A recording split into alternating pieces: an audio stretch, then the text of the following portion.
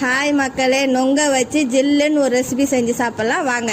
அதுக்கு இலசா நொங்கு வாங்கி தோல் இல்லாம சீவி இது மாதிரி உரிச்சு வச்சுக்கலாம். அரை முடி தேங்காவை சின்ன சின்ன பத்தையா எடுத்து மிக்சி ஜார்ல சேர்த்து நல்லா நெய்ஸா அரைச்சு பால் திக்கா எடுத்துக்கலாம். தண்ணி நிறைய சேர்க்கக்கூடாது. குழந்தைங்களுக்கு வெயில் நாளையில இது மாதிரி அடிக்கடி செஞ்சு கொடுங்க, உடம்புக்கு ரொம்ப நல்லது. இப்ப இந்த பாலை சக்கை இல்லாம நல்லா வடிகட்டி எடுத்துக்குவோம். ஒரு இளநிய உடைச்சி ஊத்தி தண்ணியை மட்டும் எடுத்துக்கலாம். அது உள்ள இருக்கிற வழுக்க வேணாம். இப்ப இந்த நொங்க கையாலே மசிச்சு போட்டுக்கலாம். எனக்கு இலசா கிடைச்சது, அதனால நான் கையால மசிச்சு போட்டுக்கிட்டேன். உங்களுக்கு இலசா கிடைக்கலன்னா மிக்சியில ஒரு சுத்து ஓட விட்டு இதுல சேர்த்துக்கோங்க. 100 கிராம் சர்க்கரை, ஒரு பிஞ்சு ஏலக்காய் போட்டு நல்லா கலக்கிக்கலாம். உங்க டேஸ்ட்டுக்கு தகுந்த மாதிரி சர்க்கரை சேர்த்துக்கோங்க. நான் 100 கிராம் சேர்த்திருக்கேன். இப்ப இதை நல்லா கலக்கி ஃப்ரிட்ஜில் 1 மணி நேரம் வச்சு எடுத்தா நொங்கு பாயாசம் ரெடி. நீங்களும் வீட்டில் அடிக்கடி செஞ்சு கொடுங்க, குழந்தைங்களுக்கு ரொம்ப விரும்பி சாப்பிடுவாங்க. அடுத்த வீடியோவில் பார்க்கலாம். பாய்.